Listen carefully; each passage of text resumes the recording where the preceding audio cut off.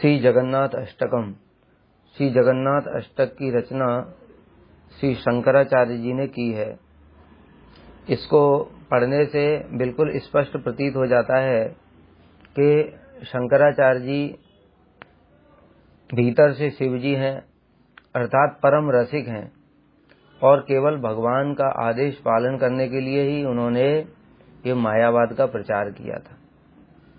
कितना सुंदर रूप से वर्णन है, हम लोग एक एक करके सुनेंगे।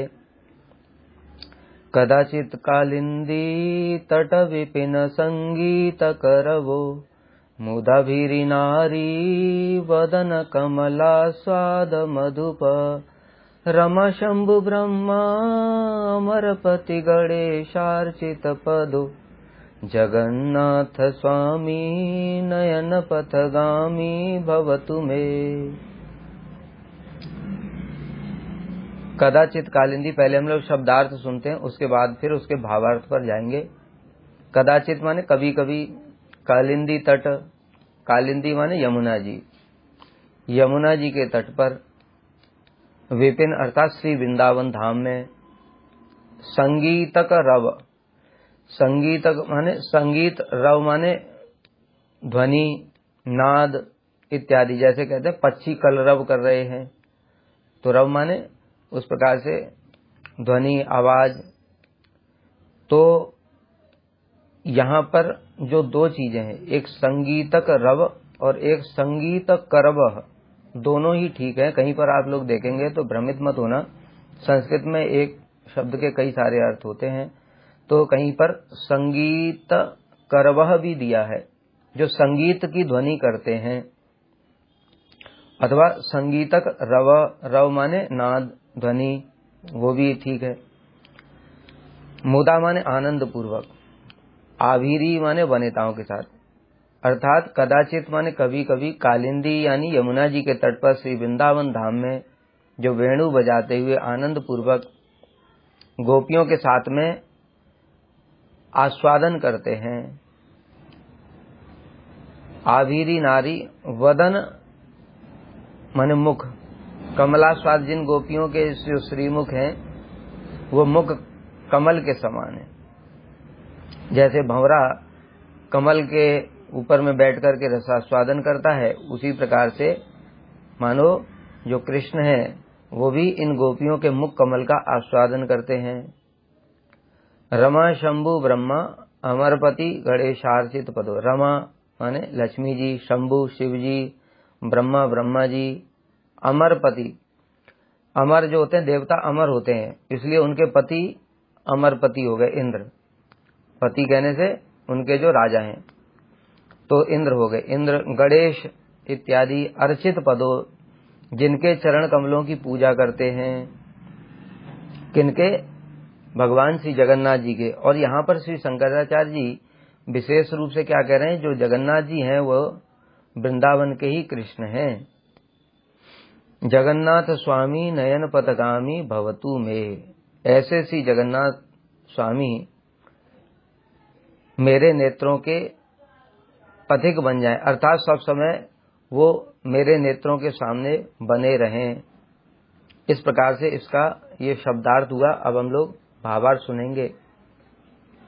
देखो, विशेष रूप से यहाँ पर तत्व की दृष्टि से अगर बात करें तो तत्व की दृष्टि से जो ब्रजेंद्र नंदन श्याम सुंदर हैं और जो मथुरा के कृष्ण हैं और जो द्वारका के कृष्ण हैं वो एक ही है, लेकिन रसगत विचार से उनका वैशिष्ट्य है।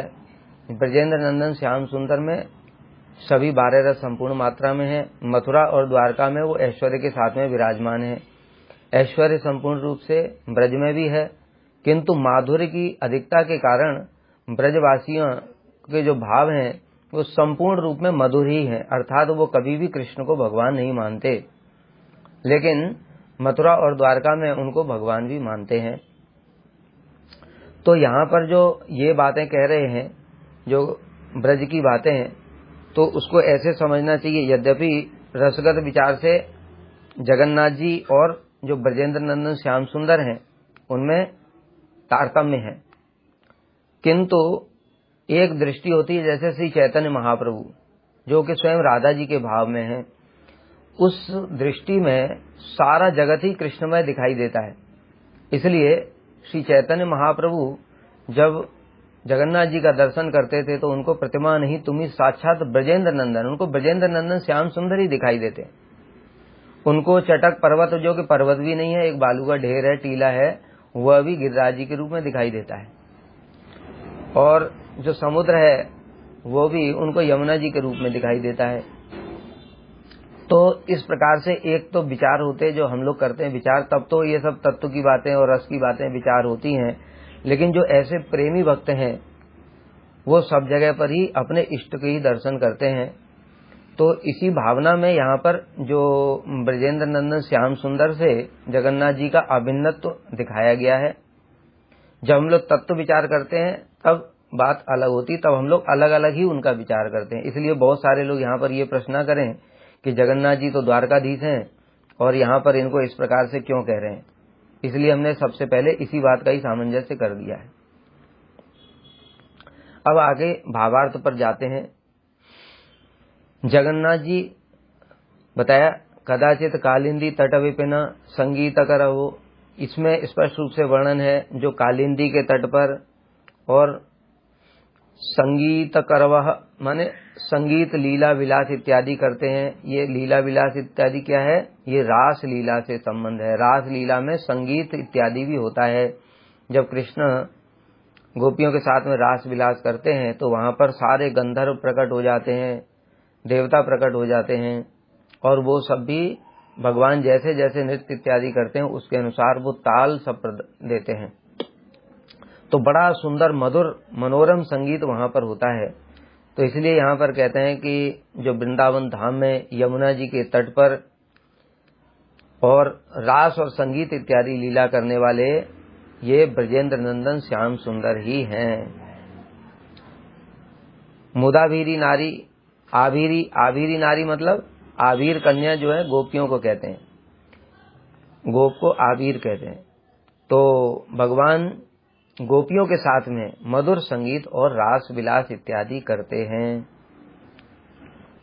और मुदा माने आनंद पूर्वक, आभीरी नारी वदन कमला स्वाद मधुप, जो गोपियों के मुख कमल हैं वो मुख कमल के समान है।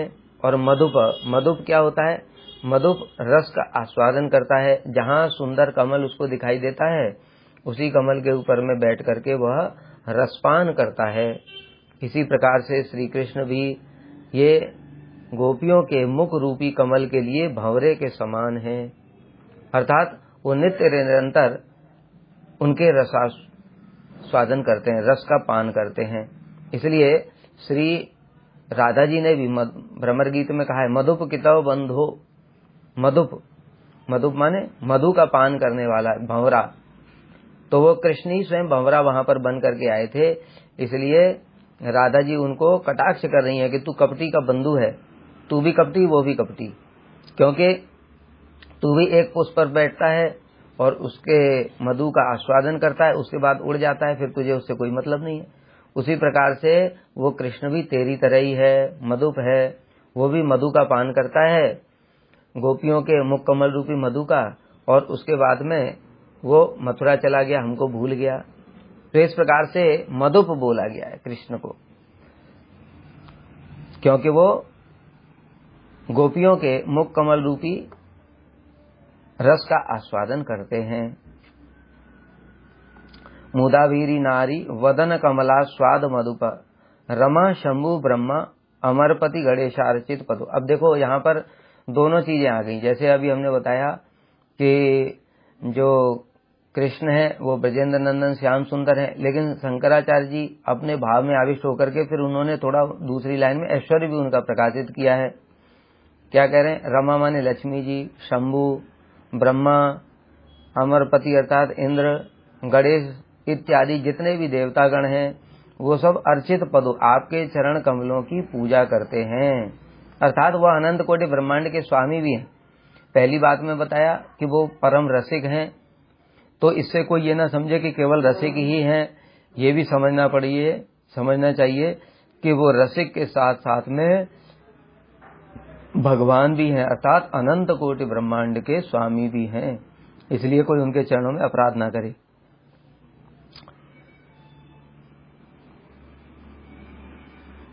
जगन्नाथ स्वामी नयन पथगामी भवतु में। अब ये जो है जगन्नाथ स्वामी, आप मेरे नयनों के नेत्र गोचर सब समय बने रहें, अर्थात इसमें दो प्रकार की चीजें हो सकती हैं, दो प्रकार के अर्थ हो सकते हैं। एक तो नयन पथगामी, आप मेरे नेत्रों में सब समय बने रहें, अर्थात जैसे जो भक्त होते हैं प्रहलाद जी, वो सारे जगत को कृष्णमय दर्शन करते हैं, सब वस्तुओं में कृष्ण का ही दर्शन करते हैं। तो ये हो गया, जैसे भक्त लोग सब समय आपका दर्शन करते हैं, कृष्ण का दर्शन, उसी प्रकार से सब समय मैं भी आपके ही दर्शन करूं। ये हो गया सामान्य एक भक्त का भाव। दूसरा हो गया एक विशेष भाव। विशेष भाव अर्थात मधुर रस के जो भक्त हैं, क्योंकि इसमें पहले ही बताया कि आवीरी नारी वदन कमला स्वाद मधुप, वो सब समय गोपियों के मुख कमल रूपी रस का आस्वादन करते हैं। तो उसी भाव में डूब करके जो गोपियां हैं वह कृष्ण को अपने नेत्रों के द्वारा अपने हृदय में ले जाती हैं, और हृदय में ले जाकर के उनको बंद कर लेती हैं, और बंद करके सब समय उनका ही दर्शन करती हैं। तो इस प्रकार से जो कृष्ण हैं उनके लिए ये बताया गया कि हे प्रभु, मतलब राधा जी के जैसे भाव हैं कि सब समय आप मेरे नेत्रों के गोचर हों, अर्थात वो सब समय सब जगह सभी वस्तुओं में कृष्ण के ही दर्शन करती हैं। इस प्रकार से आप मेरे नेत्रों में सब समय बने रहें। जैसे गोपियां, चाहे वो हिरनियों को देखें तब भी कृष्ण की स्फूर्ति होती है, चाहे वो वेणु को देखते हैं तब भी, मेघ को देखते हैं तब भी, सब चीजों में उनको कृष्ण की ही स्फूर्ति होती है। इस प्रकार से नयन पथगामी, सब समय मेरे नेत्रों के गोचर बने रहें। तो एक हो गया सामान्य भक्त का भाव, और हो गया मधुर रस का भाव। फिर दूसरे श्लोक पर चलते हैं हम लोग। भुजे सभ्य वेणुम शिरसि शिखिपेच्छम कटितटे दुकूलम नेत्रांते सहचरी कटाक्षम विदधते सदा श्रीमद् वृंदावन वसति लीला परिचयो जगन्नाथ स्वामी नयन पथगामी भवतु मे। भुजे सभ्य वेणुम, यहाँ पर भी अब जो द्वारकाधीश हैं वो वेणु नहीं बजाते, किंतु जैसा हमने पहले ही बताया उसी को समझना चाहिए कि यहाँ पर जो भक्त का भाव है वो उनको ब्रजेंद्र नंदन श्याम सुंदर के रूप में देख रहे हैं। भुजे सभ्य वेणुम, आपकी भुजा में, आपके दोनों हाथों में वेणु विराजमान है। शिरसी, सिर के ऊपर में मोर पंख विराजमान है। शिकी पिछा मोर पंख। कटी तटे, कमर में। दुकूलम, पीतांबर। और नेत्रांते, नेत्रांते मतलब नेत्र अंते, अंते मतलब कटाक्ष, मतलब नेत्रों के अंत से, मतलब तिरछी चितवन से। सहचरी कटाक्षम विदधते, तिरछी चितवन से अपने सखाओं को देख रहे हैं, अथवा विशेष भाव तिरछी चितवन के द्वारा गोपियों के दर्शन करते हैं।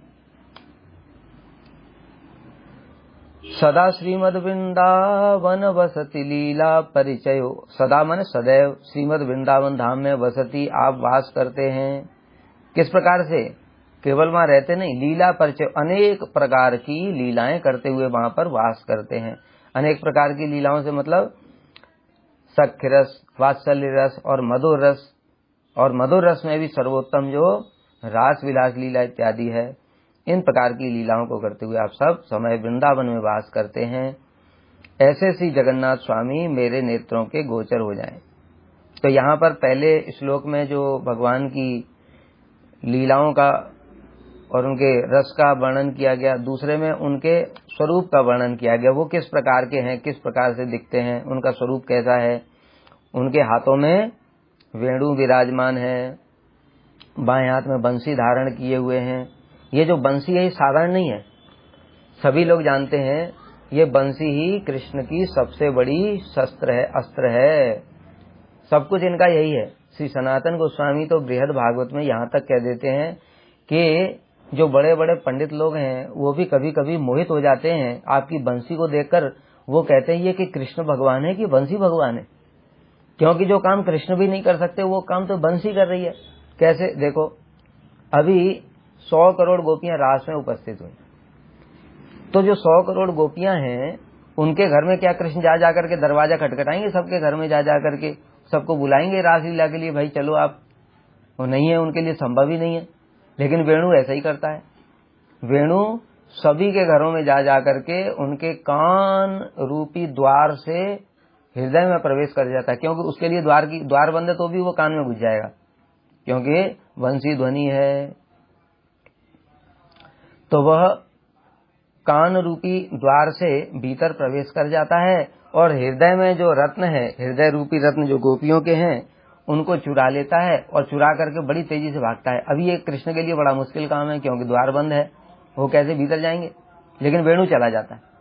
इसलिए वो वेणु सभी के चित्त को ला करके बड़ी तेजी से फिर अपने चोर के सरदार श्री कृष्ण के पास में जाता है, और उसके साथ ही वो गोपियां भी अपने रत्न को लेने के लिए पीछे पीछे भागती। अरे चोर कहीं का कहाँ जा रहा है हमारे हृदय को चुरा करके, और उनके पीछे पीछे भागती हैं और इस प्रकार से वहां पहुंच जाती जहां पर कृष्ण विराजमान है। तो काम सारा किसने किया? काम सारा वेणु ने किया, कृष्ण ने कुछ नहीं किया। इसलिए ये वेणु ही भगवान है। ये जगत को, त्रिभुवन को आकर्षित करता है। मतलब यहाँ पर जो बताते हैं श्री रूप गोस्वामी पाद जी कि ब्रह्मा जी वो भी विस्मित होकर के इधर उधर देखने लगते हैं वेणु सुन करके, और नीचे अनंत शेष मतलब पाताल लोक से लेकर के सत्य लोक तक सभी के सभी ये वेणु सुन करके मोहित हुए जा रहे हैं। तो ये सारा काम तो वेणु करता है 14 लोकों में जाकर के। तो इस प्रकार से ये वेणु असाधारण है, और वही वेणु उनके कहाँ पर विराजमान है? भुजे सव्य वेणु, उनकी भुजा पर विराजमान है। एक हाथ से बंसी बजा रहे हैं। जब वे बंसी बजाते हैं तो गाय चरना भूल जाती। वेणु गीत में इसका विस्तार रूप से वर्णन है। यमुना जी का जल प्रवाह रुक जाता है। वृक्ष और लताओं के भी अष्टसात्विक विकार प्रकट हो जाते हैं, वे पुलकित हो जाते हैं, और उनके पुष्प और पत्तियां वो सब खिल जाते हैं, और उनके अश्रु के रूप में मधु धारा बहने लगती है। भुजे सव्य वेणु शिरसी, और शिरसी, शिरसी माने सिर के ऊपर में, शिकी पिच्छम माने मोर पंख विराजमान है। ये मोर पंख क्या है? देखो, जब मोर को आनंद होता है तो आनंद के कारण में नृत्य करने लगता है, और नृत्य करके अपना एक पंख गिरा देता है। वो नृत्य आनंद और प्रेम का स्वरूप है। वो प्रेम को ही मानो श्री कृष्ण अपने सिर के ऊपर में धारण करते हैं। और ये विशेष रूप से ये प्रेम भी किसका है? जो सर्वोत्तम प्रेम है वो श्रीमती राधा रानी का ही प्रतीक है। इसलिए मानो वो मोर पंख के बहाने वो कृष्ण कहना चाहते हैं कि देखो, ये जो राधा जी का प्रेम है वो मेरे सिर के ही ऊपर विराजमान है, अर्थात इसको मैं अपने सिर के ऊपर में धारण करता हूं। और वो मोर पंख भी जो रस विचार जानने वाले लोग हैं वो देखते हैं कि वो राधा जी की तरफ झुका हुआ है। मतलब वो राधा जी के चरणों में सब समय कृष्ण नतमस्तक हैं। चरणों में मतलब कहने से क्या? उनके प्रेम के कारण उनके चरणों में भी नतमस्तक हैं। इसलिए स्वयं कृष्ण कहते हैं, स्मरल गरल खंडनम मम शिरसि मंडनम देहि पद पल्लवम उदारम। तो इस प्रकार से ये जो मयूर पंख है, अभी रसगत विचार से ये केवल ब्रजेंद्र नंदन श्याम सुंदर ही ग्रहण करते हैं, लेकिन अभी आजकल लोग किसी को भी पहना देते हैं। अभी उसके लिए ज्यादा कुछ नहीं बोलना चाहिए। ठीक है, जिसका जैसा अधिकार है वो वैसा करेगा, लेकिन जो रस को जानने वाले लोग हैं वो जानते हैं कि ये मयूर पंख ये बड़ा विशेष चीज है। ये ऐसा नहीं कि किसी को भी कुछ भी पहना दिया। हाँ, लेकिन जब रस विचार पता ही नहीं है तो उनके लिए फिर कुछ भी वो नहीं है। वो तत्व विचार से ही कहते हैं कि चलो सब कृष्ण ही हैं, इस वजह से वो सब पहना देते हैं। लेकिन रसगत विचार से ये केवल कृष्ण के लिए ही है, ब्रजेंद्र नंदन श्याम सुंदर, और वो भी ये मयूर पंख सब समय राधा जी की ओर झुका रहता है। शिरसि की पिच्छम कटी तटे, और कटी तटे दुकूलम, भगवान ने कमर में पीताम्बर धारण किया हुआ है। ये पीताम्बर की भी बड़ी महिमा है। ये पीताम्बर क्या है? ये जो पीताम्बर है ये पीतांबर का जो रंग है वो कैसा है, वो पीला, चमकीला पीला है। कहने से तात्पर्य क्या हुआ, जैसे श्रीमती राधा जी का जो कांति है, तप्त कांचन गौरांगी। तो इस प्रकार से जो राधा जी के ही प्रेम के स्वरूप में उन्होंने मोरपंख को धारण किया हुआ है, और राधा जी के ही कांति के स्वरूप में उन्होंने ये कमर में पीतांबर को धारण किया हुआ, अर्थात उस सब समय राधा जी के ही प्रेम के सब प्रकार से संपूर्ण रूप में वशीभूत हैं। ये इसका गूढ़ तात्पर्य है। बाह्य तात्पर्य तो बता ही दिया कि वो पीतांबर धारण करते हैं, ये तो सभी जानते ही हैं। और नेत्रांते सहचर कटाक्षम विदधते, भगवान अपने सखाओं को और गोपियों को प्रेम भरी चितवन से देख रहे हैं। विशेष रूप से सखाओं को भी तिरछी चितवन से देखने की आवश्यकता ही नहीं है, क्योंकि सखाओं के साथ में तो रहते ही हैं, कोई लोक लाज इत्यादि है ही नहीं। लेकिन जो तिरछी चितवन है वो विशेष रूप से श्री गोपियों के लिए ही है। तो प्रेम भरी चितवन से गोपियों को तिरछी चितवन से देखते रहते हैं। और इस प्रकार से मान लो तिरछी चितवन से देख करके उनके प्रेम का अभिवादन करते हैं कि हे गोपियों, मैंने आपके प्रेम रूपी जो प्रेम है उसको स्वीकार किया है। सदा श्रीमद वृंदावन वसति लीला परिचय, और सदा श्री वृंदावन धाम में ही लीलाएं करते रहते हैं, मधुर मधुर लीलाएं करते हैं। जैसे बताया अभी, मानसी गंगा में नौका विहार लीला, कुसुम सरोवर में पुष्प चयन इत्यादि लीलाएं, इसके हाथ में झूलन लीला है, और सर्वोत्तम जो लीला है रास लीला है, यमुना जी में जल नौका विहार लीला है। ये सब इस प्रकार से अनंत लीलाएं करते हैं। नमो अनंत लीलाएं, अनंत लीलाएं भगवान की। लेकिन उन लीलाओं में भी श्री रास लीला चूड़ामणि है।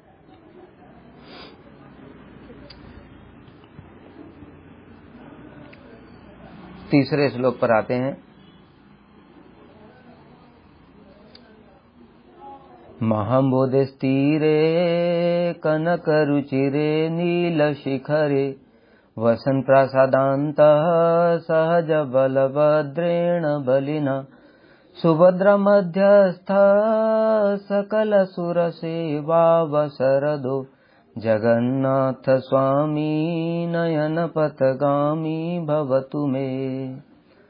महाअम्बोधे, महाअम्बोधे माने जो महासागर है, महासागर के तीरे निकट किनारे पर कनक, कनक माने स्वर्ण, रुचे, रुचिर अत्यंत सुंदर मनोहर, नील शिखर, नीलाचल के शिखर पर जो भगवान जगन्नाथ जी का जो श्री मंदिर है वो नीलाचल, उस नीलाचल पर्वत बोलते हैं उसको। नीलाचल पर्वत के शिखर पर वो विराजमान है, कैसे, समुद्र के किनारे। और स्वर्णिम, ये तो हम लोग जड़ दृष्टि से तो देखते हैं कि वो पत्थर का है। अरे भगवान ने जो देवता हैं उनको भी बड़े बड़े स्वर्णिम महल इत्यादि प्रदान किए, तो भगवान क्या है पत्थर में रहेंगे? इसलिए स्वर्णिम, पूरा स्वर्ण के, जो हम लोग वृंदावन के बारे में सुनते हैं, चिंतामणि प्रकर सद्म सुकल्प वृक्ष, वृंदावन धाम के सभी घर वो चिंतामणियों से बने हुए हैं। तो श्री जगन्नाथ जी भी स्वर्ण के समान सुंदर नीलाचल के शिखर पर अपने बड़े भाई, यहाँ पर दो बातें, स्वर्ण के समान सुंदर नीलाचल शिखर अथवा स्वर्णिम भवन, जो उनका भवन है वही स्वर्णिम है। वसन प्रासादांतः, प्रासाद अंतः, प्रासाद यहाँ पर प्रसाद नहीं है, ध्यान से याद रखना, प्रासाद है। प्रासाद माने होता है भवन, जो घर। तो विशाल भवन के अंदर में, अंतः माने अंत, भीतर में, सहज साथ में, बलभद्रेण, बलभद्र माने बलराम जी के साथ में, बलिना में शक्तिशाली बलराम जी, जो कि बल के अधिष्ठात्र देवता हैं, ऐसे श्री बलदेव प्रभु के साथ में विराजमान हैं। और सुभद्रा मध्यस्थ, सुभद्रा जी उनके बीच में है, मतलब जगन्नाथ जी और बलदेव जी के बीच में सुभद्रा जी हैं, वो योग माया का स्वरूप है। सकल सुर, सभी सुर माने देवतागण, सेवा अवसर दो, सेवा का अवसर उनको प्रदान करते हैं। जगन्नाथ स्वामी नयन पथगामी भवतु में, ऐसे श्री जगन्नाथ जी मेरे नेत्रों के पथगामी हो जाएं। महाम्बोधे तीरे, यहाँ जगन्नाथपुरी धाम की महिमा और जगन्नाथ जी का निवास स्थान उसके विषय में वर्णन कर रहे हैं।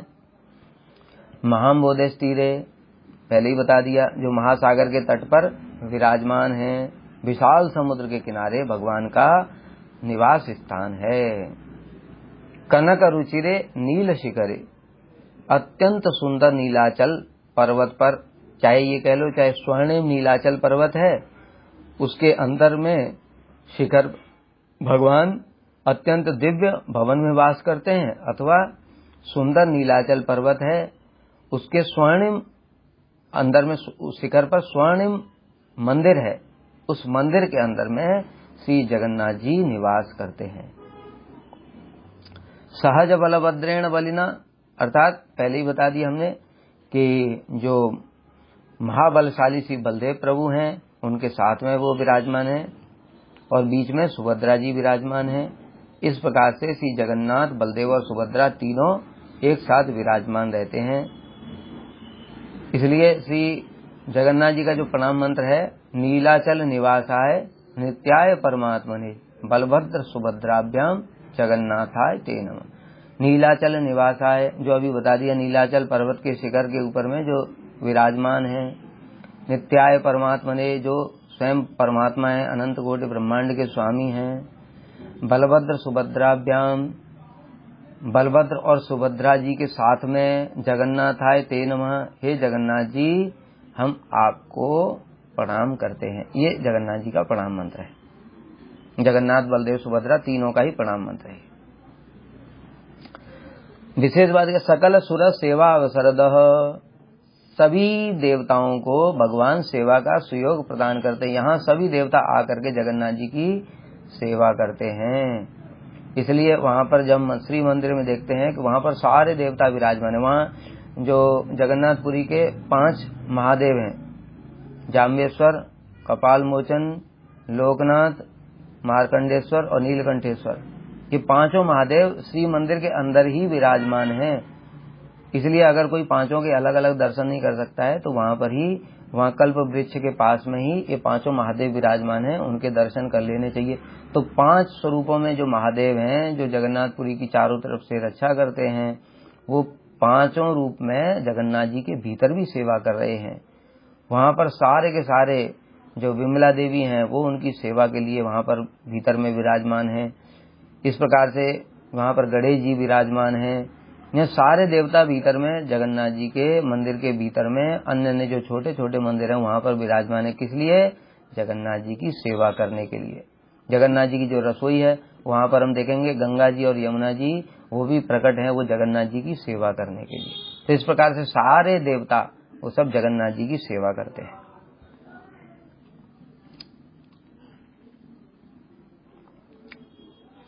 कृपा पारावार सजल जलद श्रेणी रुचिरो रमवाणी राम स्फुरदमल पंकेरुह मुख सुरेन्द्राराध्य श्रुतिगण शिखा गीत चरितो जगन्नाथ स्वामी नयन पथगामी भवतु मे। कृपा पारावार, कृपा पारावार माने जिसका कोई पार ही नहीं है, मतलब अनंत करुणा के सिंधु हैं, इसलिए पारावार कहते हैं कि उनकी कृपा की कोई सीमा ही नहीं है। सिंधु का यही मतलब है, सिंधु जैसे सागर होता है उसकी कोई सीमा नहीं होती, उसी प्रकार से जो जगन्नाथ जी उनकी कृपा की कोई सीमा नहीं है। सजलद, सजल माने जल से युक्त, जलद माने बादल, श्रेणी रुचिरो, उनका वर्ण कैसा है? जो जल से युक्त जो मेघ हैं उन मेघों की जो पंक्ति के समान उज्जवल जो श्याम वर्ण है उस प्रकार से उनका वर्ण है। जैसे हम लोग और भी जगह सुनते हैं, नव नीरद निंदित कांति धरम।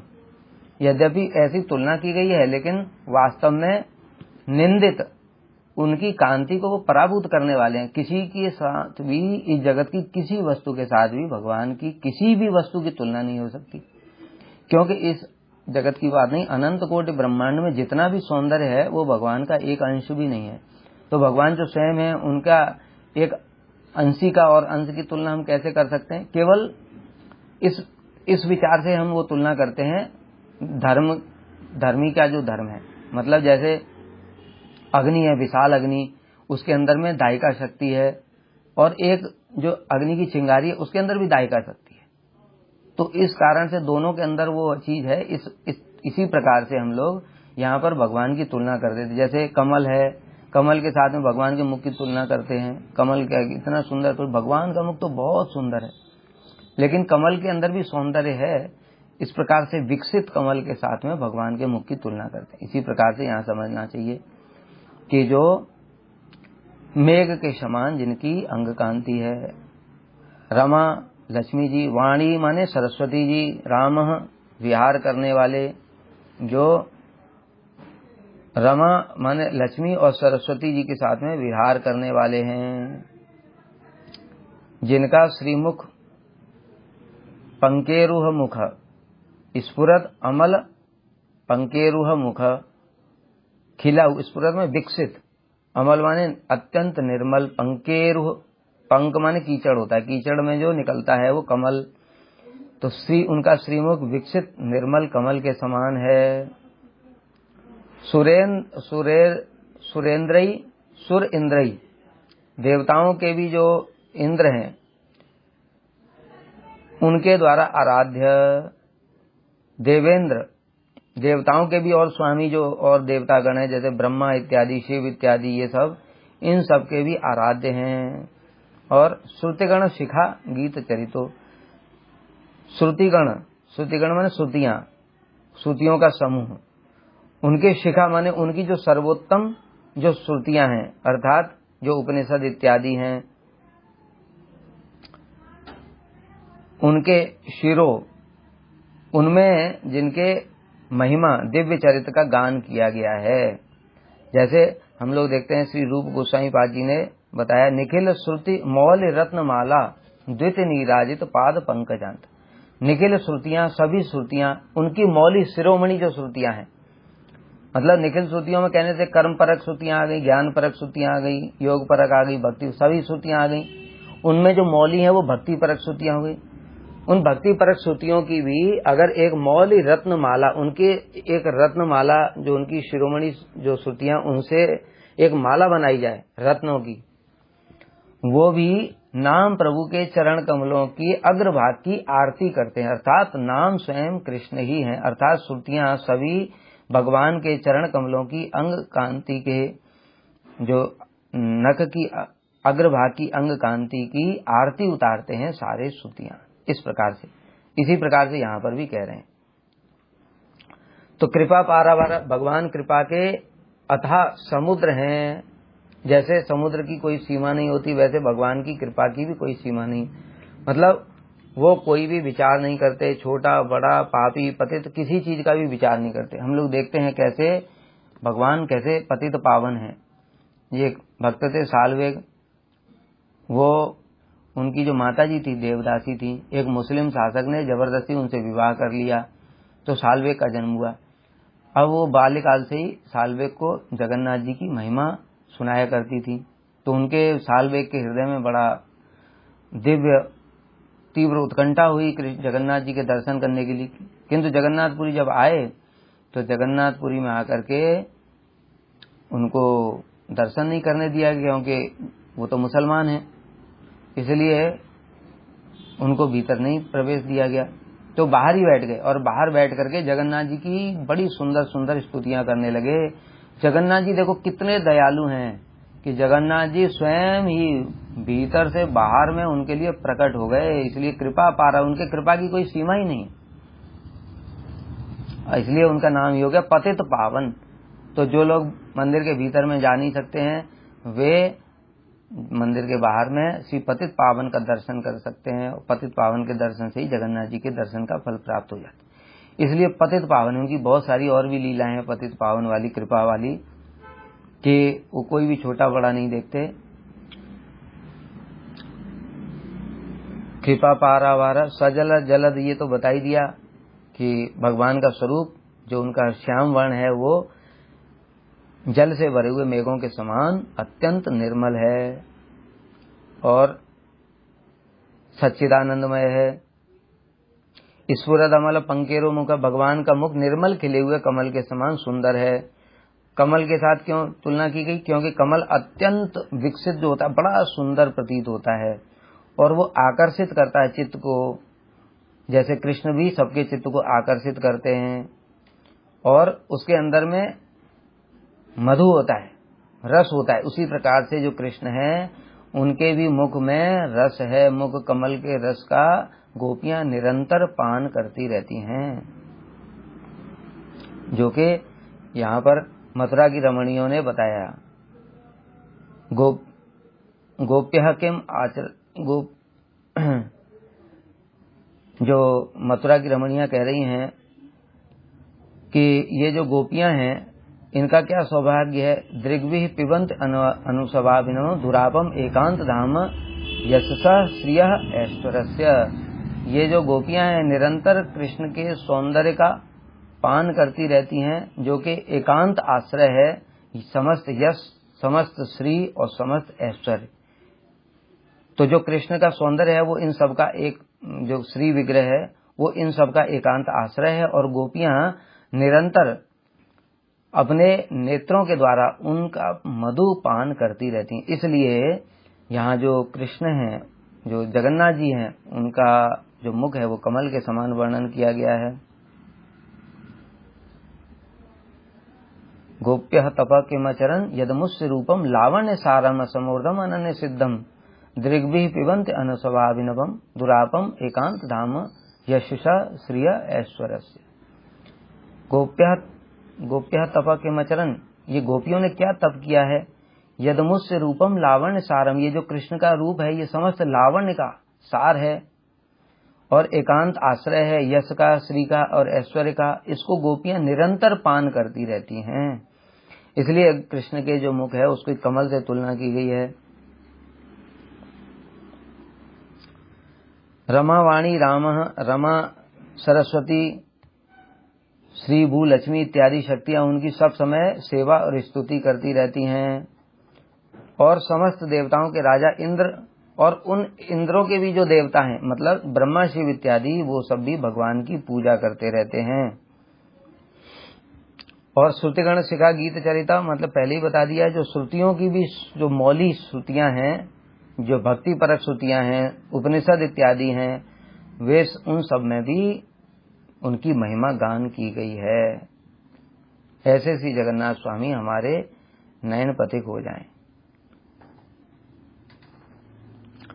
रथारूढ़ो गच्छन् पथि मिलित भूदेव पटलै स्तुति प्रादुर्भावं प्रतिपदमुपाकर्ण्य सदयः दया सिन्धुर्बन्धु सकल जगतां सिन्धु सुतया जगन्नाथ स्वामी नयन पथगामी भवतु मे।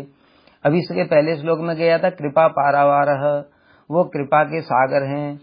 अभी इस श्लोक में वो कृपा की एक और लक्षण बता रहे। कैसे कृपा के सागर करें, देखो, रथारूढ़ो गच्छन्, वो रथ पर विराजमान होकर के, पथि मिलिता भूदेव पटलई, मार्ग में मिलने वाले भूदेव, पृथ्वी के भूदेव माने पृथ्वी के देवता, ब्राह्मण, भूसुर ब्राह्मण को बोलते हैं जो पृथ्वी के देवता है। पटलई माने समुदाय के द्वारा स्तुतियों के प्रादुर्भाव प्राकट्य को पग पग पर सुन करके, सदैव दया से युक्त होकर के उनको ग्रहण करते हैं। मतलब क्या, जो अभी ऊपर बताया था कृपा पारावार, वो कृपा के सागर हैं। कैसे कृपा के सागर हैं, देखो उनकी कृपा का लक्षण क्या है।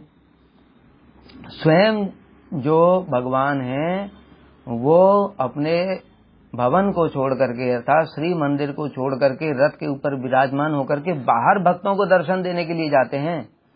अरे सारा जगत तो भगवान के दर्शन करने के लिए आता है, लेकिन जगन्नाथ जी कितने दयालु हैं, वो स्वयं रथ के ऊपर में विराजमान होकर के पतितों को भी, मतलब जो अभी हम लोगों ने सुना कि जो भक्त लोग हैं, जो हिंदू नहीं है, मुस्लिम हैं, ईसाई हैं, अथवा अंत्य किसी अन्य उसमें हैं, तो वो भगवान के दर्शन के लिए नहीं जा सकते। तो कहते जरूरत क्या है? अरे भगवान कितने दयालु हैं, भगवान तुमको दर्शन देने के लिए बाहर निकलेंगे। जैसे हम लोग देखते हैं श्री चैतन्य महाप्रभु की लीला में श्री हरिदास ठाकुर कभी श्री मंदिर नहीं जाते। अभी श्री मंदिर जाने की आवश्यकता क्या है? जो जगन्नाथ है वही तो महाप्रभु हैं, और महाप्रभु तो स्वयं उनको दर्शन देने के लिए आते हैं। इसी प्रकार से श्री जगन्नाथ जी स्वयं रथ के ऊपर विराजमान होकर के भक्तों के लिए कहते हैं तुम लोग चिंता क्यों करते हो, तुम लोग भीतर नहीं आ सकते तो कोई बात नहीं, मैं ही बाहर आ जाता हूँ। इसलिए जगन्नाथ जी रथ के ऊपर विराजमान होकर के रथारूढ़ो गच्छन और भ्रमण के लिए नगर में निकलते हैं वृंदावन की ओर। रथ यात्रा के रूप में हम लोग दर्शन करते हैं। पथे मिलित भूदेव पटलई, मार्ग में बहुत सारे ब्राह्मण और भक्त। यहाँ पर ब्राह्मण पहले बोला क्योंकि वो भूदेव हैं। नमो ब्रह्मण देवाय, भगवान ब्राह्मणों को अत्यंत प्रेम करते हैं। कारण क्या है? ब्राह्मण भगवान के परम भक्त हैं। और फिर दूसरा बताया फिर भक्त लोग कहने से अब सब आ गए, अंत्यज भी हैं, शूद्र भी हैं, स्त्रियां हैं, जो कोई भी क्यों ना हो, सभी को भगवान वहां पर दर्शन देते हैं। और सभी लोग स्तुति प्रादुर्भावम, भगवान चलते चलते भक्तों की स्तुतियां करुणा से सुनते हैं। हम लोग देखते हैं जगन्नाथ रथ यात्रा के समय कितनी सुंदर सुंदर रथ के सामने भक्त लोग, घोड़ी भक्त लोग कीर्तन करते हैं, उड़िया भक्त लोग कीर्तन करते हैं। कोई उड़िया भाषा में कीर्तन कर रहे हैं, कोई हिंदी भाषा में कर रहे हैं, कोई इंग्लिश में कर रहे हैं, कोई जिसकी जैसी जो भाषा है उन सभी भाषाओं में जगन्नाथ जी कीर्तन को श्रवण करते हैं। पथे मिलिता, धीरे धीरे चलते चलते, और बड़े आनंद पूर्वक। उनके नेत्र भी विशाल हैं और उनके कान भी विशाल हैं, इसलिए कानों से सुनते हुए धीरे धीरे चलते हैं। जैसे श्री रथ यात्रा के समय महाप्रभु का हम लोग श्रवण करते हैं। महाप्रभु जब जगन्नाथ जी के सामने राधा जी के भाव में नृत्य कर रहे हैं तो जगन्नाथ जी धीरे धीरे चलना शुरू कर देते हैं। और महाप्रभु जब रथ के पीछे पहुंच जाते हैं तो जगन्नाथ जी रुक जाते हैं। किसके लिए रुके? अपने भक्त के लिए, राधा जी के लिए जगन्नाथ जी रुक गए। इस प्रकार से चलते चलते भक्तों की सुंदर मधुर मधुर स्तुतियां श्रवण करते हैं। क्योंकि बताए ना, वो बेचारे भक्त लोग तो भीतर नहीं जा सकते, सिंहासन पर दर्शन नहीं कर सकते, कैसे स्तुतियां करेंगे, कैसे उनकी पूजा करेंगे? तो जगन्नाथ जी कहते कोई बात नहीं, मैं तुम्हारी सेवा लेने के लिए बाहर आऊंगा। और उस समय वहां जैसे इच्छा होता है, भक्त लोग कैसे कैसे लाखों लाखों भोग लगाते हैं। जो वहां से जिसके हाथ में लाखों 15-20 लाख लोग होते हैं, जिसके हाथ में जो है बस वैसे जगन्नाथ जी को दिखा दिया और जगन्नाथ जी ने वहीं से ग्रहण कर लिया। नेत्रों के द्वारा भगवान नेत्र दृष्टि भोग करते हैं। तो इसलिए भगवान सबकी स्तुतियां ग्रहण करते हैं, सुनते हैं, सबके भोगों को ग्रहण करते हैं। जो उनको जिस प्रकार से सेवा करना चाहता है, नित्य कीर्तन इत्यादि दर्शन करते हैं। क्योंकि हम लोग मंदिर के भीतर नित्य कीर्तन नहीं कर सकते, भगवान बाहर आ जाते हैं। करो, लो मेरी सेवा करो। इस प्रकार से भगवान दया के सागर हैं। सकल जगताम बंधु, इस प्रकार से सारे जगत के सच्चे बंधु हैं। सच्चे बंधु का लक्षण क्या होता है? वो सब समय अपने मित्र का हित चाहता है। इसी प्रकार से जो जगत के लोग हैं उनका हित कैसे होगा? जब वो भगवान की सेवा करेंगे, उसी में उनका परम कल्याण होगा। अब भीतर जाकर के तो सेवा नहीं कर सकते, तो भगवान खुद ही सेवा लेने के लिए, मतलब कृपा करने के लिए ही बाहर आते हैं। भगवान को किसी सेवा की जरूरत नहीं है। जिनकी सेवा स्वयं लक्ष्मी जी कर रही है उनको किसी और की सेवा की क्या जरूरत है? लेकिन भगवान जगत के जीवों पर कृपा करने के लिए आते। इसलिए सकल जगताम बंधु, उस सारे जगत के सच्चे बंधु हैं। सिंधु सुतया में लक्ष्मी जी के साथ में वहां पर विराजमान हैं। परम ब्रह्म पीडा कुवलय दलोत्फुल्ल नयनो निवासी नीलाद्रौ निहित चरणो अनंत शिरसि रसानंदी राधा सरस वपुरालिंगन सुखो जगन्नाथ स्वामी नयन पथगामी भवतु मे। परम ब्रह्मा, जो परम ब्रह्म है, एक ब्रह्म हो गए उनकी अंग कांति, परमात्मा हो गया उनके अंश, और परम ब्रह्म है वो परब्रह्म परमेश्वर हैं, सर्वशक्तिमान हैं। जिसके लिए भागवत में भी बताया, वदन्ति तत्तत्व विदस तत्वम यज् ज्ञानम अद्वयम ब्रह्मेति परमात्मेति भगवान इति शब्दते।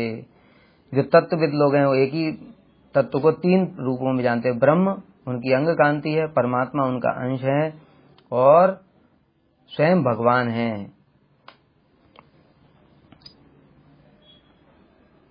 इसीलिए इनको जगन्नाथ जी को पुरुषोत्तम भी कहा जाता है। भगवान ने गीता में बोला ये बात, तस्मात् क्षरम अतीतो हम अक्षरादपि चोत्तम अतो अस्मिन लोके वेदे च प्रतिथा पुरुषोत्तम।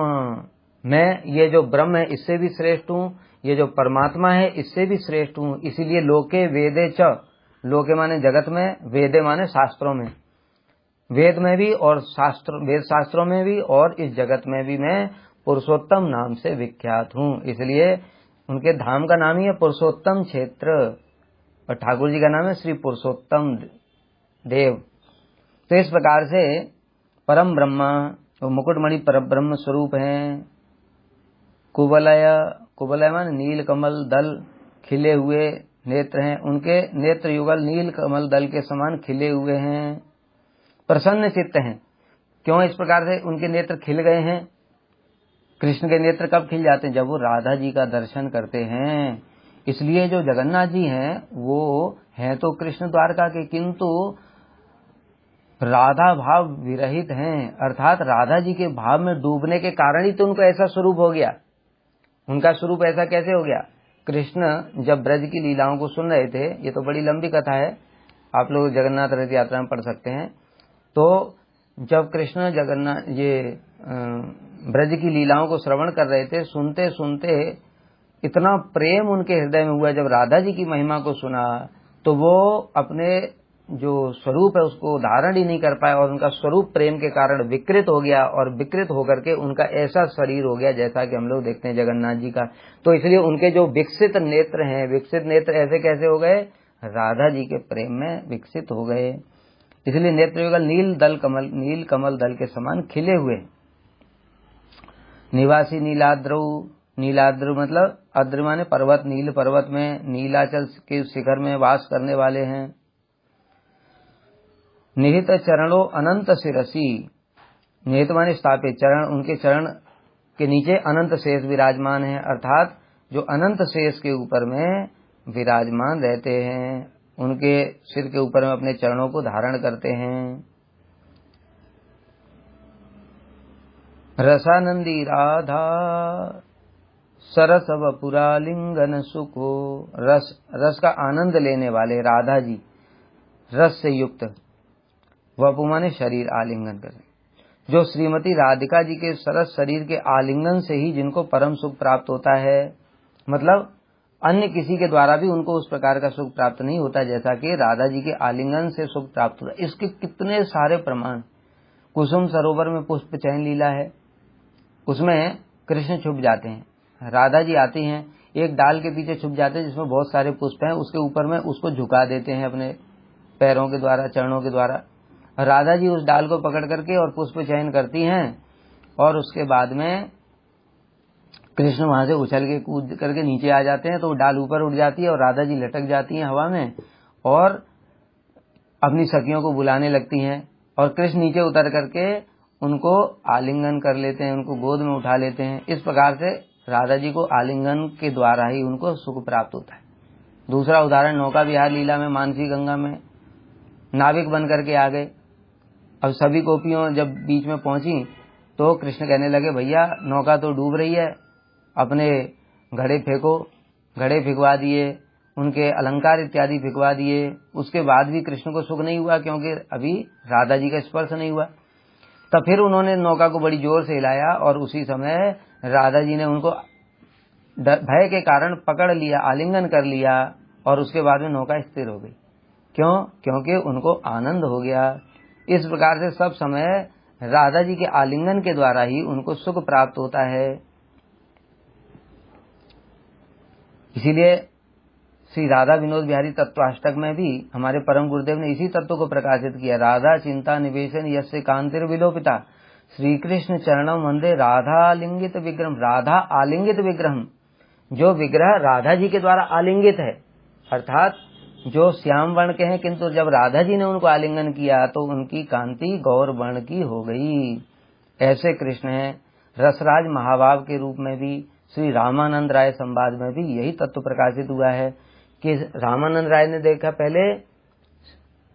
पहले देख लूं तुम्हार गोप स्वरूप, पहले देख लूं तुम्हार सन्यासी स्वरूप, एवे तुम्हां देखी मुई श्याम गोप रूप। पहले सन्यासी का स्वरूप देखा महाप्रभु के रूप में, अब मैं श्याम गोप रूप देख रहा हूं।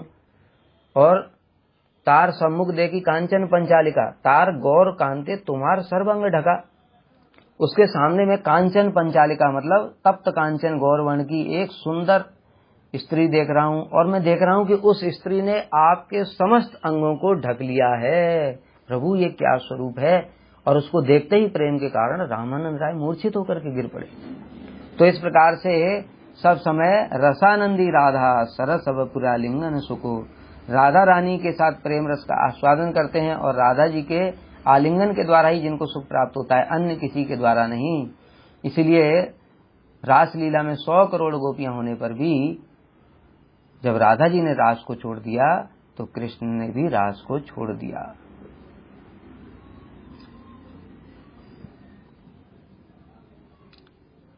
अब भक्त प्रार्थना कर रहे हैं, भाई कोई स्तुति क्यों करता है, कोई हमारे सामने आता है हमारी प्रशंसा क्यों करता है, कुछ मांगना चाहता है तभी तो इसलिए अब भक्त अपने हृदय की इच्छा व्यक्त कर रहा है। मान लो भगवान कहें, भैया तुमको क्या चाहिए, इतनी सुंदर सुंदर स्तुतियां क्यों सुना रहे हो मुझे तुम।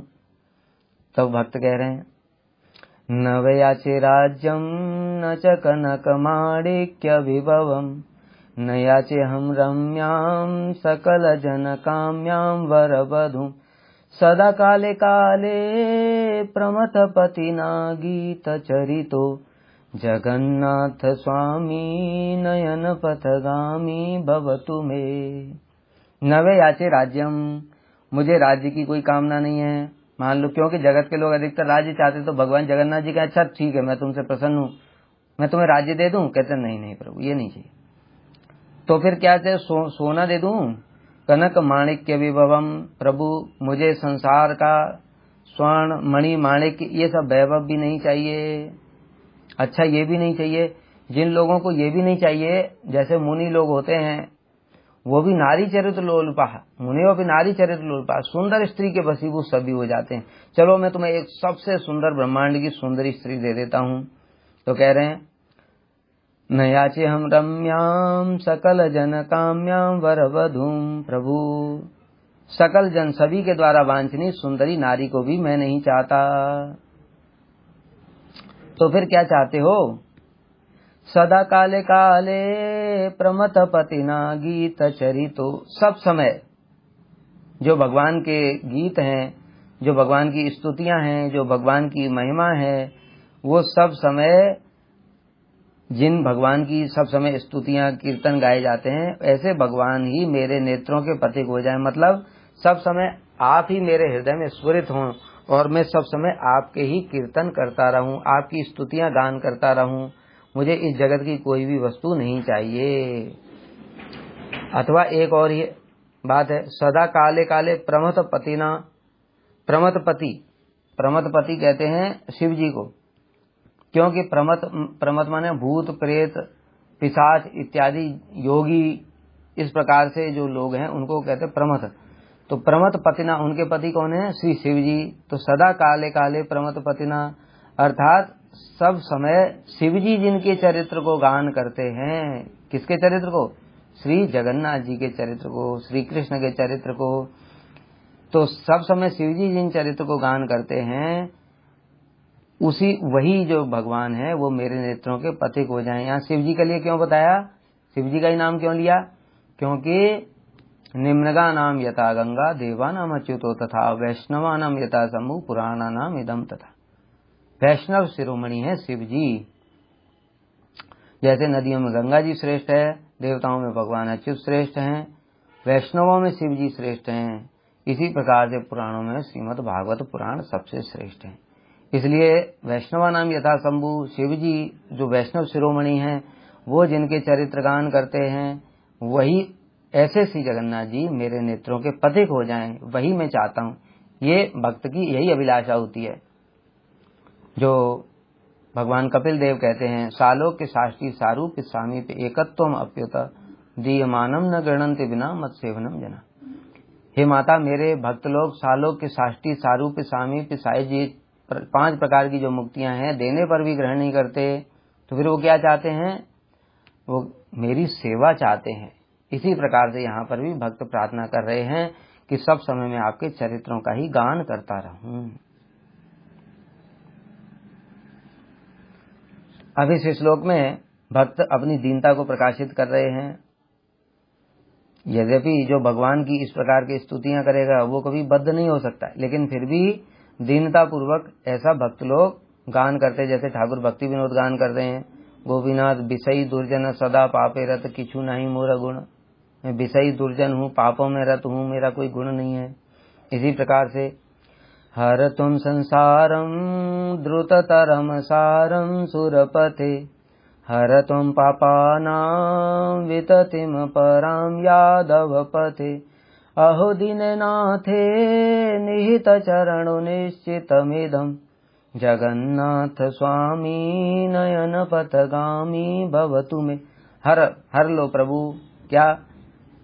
संसारम, मेरे इस असार संसार को, जिसका कोई सार ही नहीं है, उसको आप हर लीजिए। मतलब मैं इस जगत में नहीं रहना चाहता, जगत में नहीं रहना चाहता, मतलब आसक्ति पूर्वक इस जगत की किसी वस्तु में मेरी कोई आसक्ति ना रहे।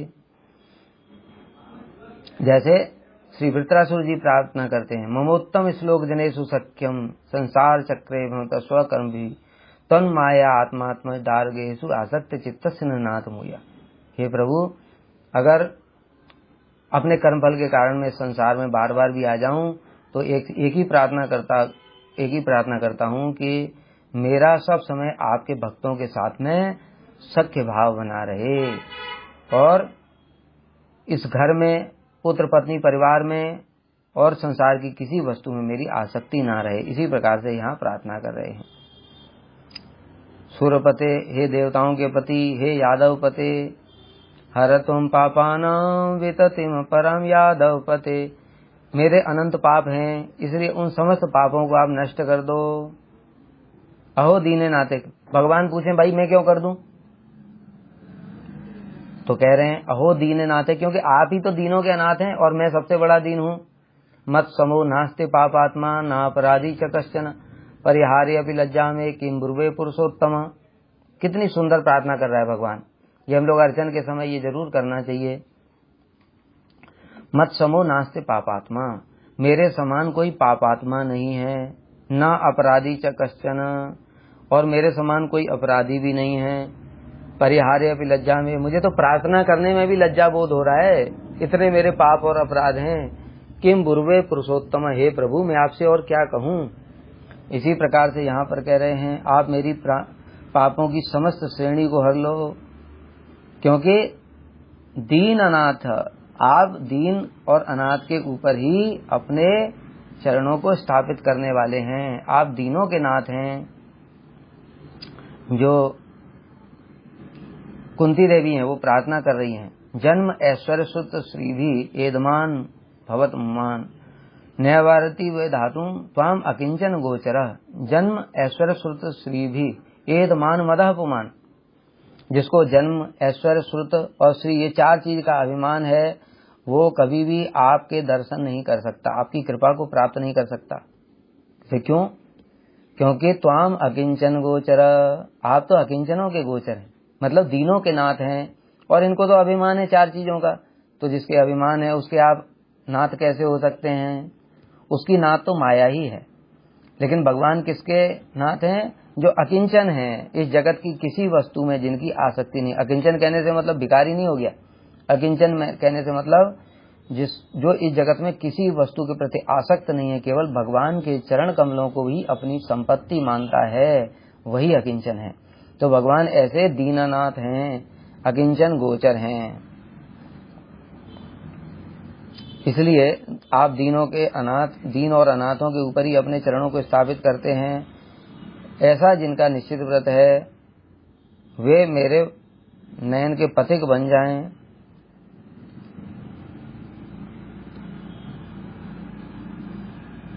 क्यों? क्योंकि मैं और इस संसार में भटकना नहीं चाहता, आपके चरण कमलों को प्राप्त करना चाहता हूँ, आपके चरणों की सेवा प्राप्त करना चाहता हूँ। इस प्रकार से ये भाव है। जगन्नाथाष्टकम पुण्यम य पठेत प्रयतः शुचि सर्व पाप विशुद्धात्मा विष्णु लोकम स गच्छति। अब यहाँ पर फल श्रुति बता रहे हैं। कोई कहे भैया हम जगन्नाथ अष्टक को क्यों पाठ करें, इसकी क्या जरूरत पड़ी है? तो अंत में श्री शंकराचार्य जी कह रहे हैं श्री जगन्नाथ अष्टकम यह अत्यंत परम पवित्र है, क्योंकि इसमें भगवान की महिमा है। भगवान का जो है मंगलम भगवान विष्णु मंगलम मधुसूदन, भगवान का नाम मंगलमय है, भगवान का कथा मंगलमय है, भगवान से संबंधित प्रत्येक वस्तु मंगलमय है। और इसमें भी विशेष रूप से ये जो जगन्नाथ अष्टक है ये और विशेष रूप से मंगलमय हो गया है। कारण क्या हुआ? क्योंकि इसमें ब्रज के भाव भी हैं जो कि कृष्ण को सर्वोत्तम प्रिय हैं। इसलिए मंगल, भगवान के नाम तो मंगल हैं, लेकिन मंगल होने पर भी नाम में भी तारतम्य होता है, शास्त्र में ऐसा वर्णन है। इसलिए परम मंगलमय नाम कौन सा है? जो कि कृष्ण को सबसे प्रिय हैं, राधानाथ, श्री गोपीनाथ, श्री राधा वल्लभ, इस प्रकार के नाम। तो इसमें ये सब जो राधा जी की महिमा और कृष्ण को किस प्रकार से राधा जी सुख प्रदान करती हैं, ये सब भी इस जगन्नाथ अष्टक में वर्णन हुआ है। इस कारण से ये जगन्नाथ अष्टक का जो पाठ करेगा वो निश्चित रूप से सर्व पाप विशुद्ध आत्मा, समस्त पापों से मुक्त होकर के विष्णु लोकम सगच्छति, विष्णु लोक को प्राप्त कर लेगा। इस प्रकार से ये श्री जगन्नाथ अष्टक यहाँ पर संपूर्ण हो गया।